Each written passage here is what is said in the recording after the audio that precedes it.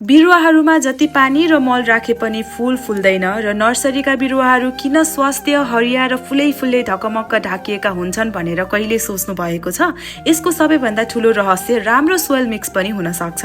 आज घरमै म कसरी प्लान्टिङ सोइल बनाउँछु भनेर हेरौँ है त। सबैभन्दा पहिला त जंगलबाट ल्याएको मलिलो माटो लगभग 2 बोरा जति लिएको छु। त्यसमा 1 बोरा जति बालुवा मिसाएको छु।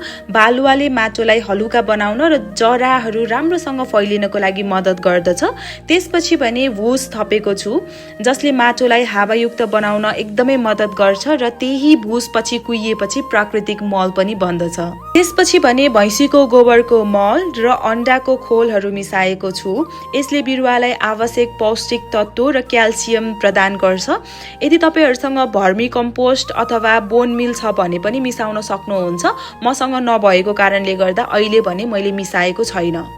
अनि फुर्सदको समयमा एउटा बिरुवा मात्र रोप्नु भनेको प्रकृतिसँग नजिक हुनु र फेरि पनि जोडिने मौका पाउनु हो जस्तो मलाई लाग्छ।